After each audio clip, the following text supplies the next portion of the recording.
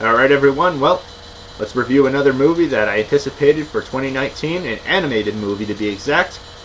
I'm talking Legos, people, because that's what it is. The Lego Movie 2, the second movie.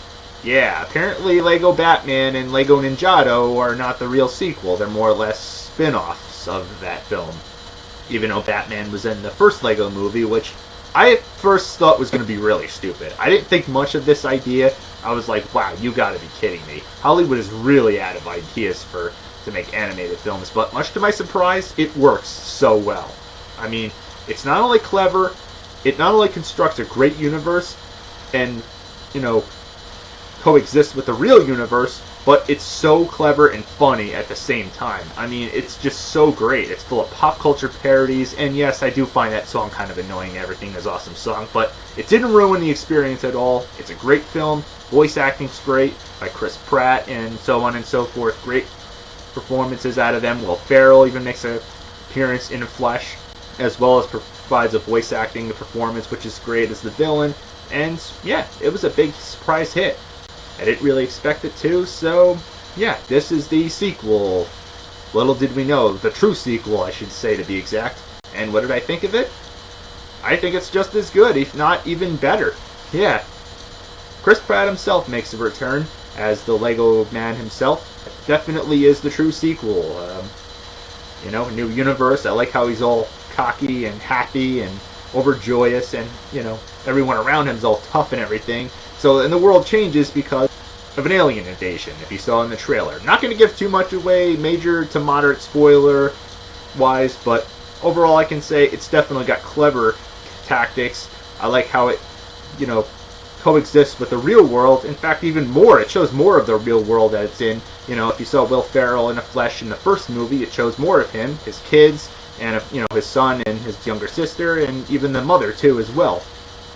So, not to give too much away, yes, it really shows that it's clever tactics and pop culture parodies up the wazoo in this film. I like how as soon as the alien invasion happens, they take all the characters and it becomes like sort of a Mad Max-ish type world, which is pretty good. And Chris Pratt's voice character is still like the happy-go-lucky guy, and he's overconfident. And the aliens themselves are not the typical type of aliens. They're more like the cutesy-looking ones that try to hypnotize them.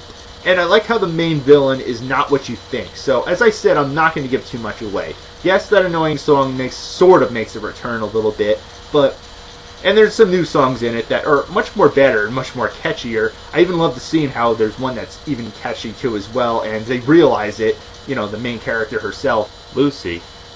And even Batman makes a return, even Superman makes a debut in this film. I even love how there's a song about Superman, because Batman wants the alien to marry him, and that kind of stuff, and how they're preparing that whole ceremony and everything like that. So I like the references that they make to other films like Back to the Future, with the whole time machine thing, and even with the raptor thing, because yes, he's in Jurassic World, and that's what he does, he trains raptors. So, as I said, there's so many pop culture parodies. I mean, the list goes on, and the references it makes to, kind of play on words is really clever too as well, and it makes sense, and you can't help but laugh. You got a few of those moments where, like a major explosion's supposed to look big, but it's really small because it's coming from a Lego piece.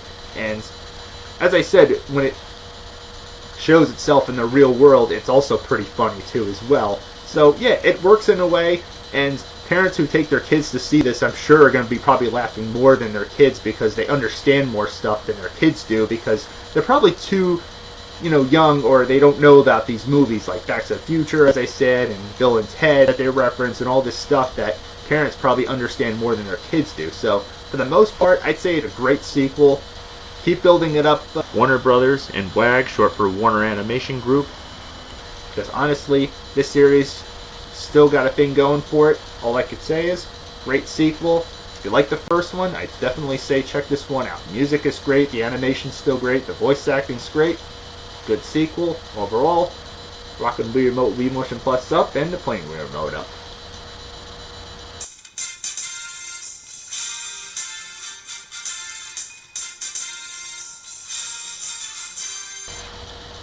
So, till next time, keep watching.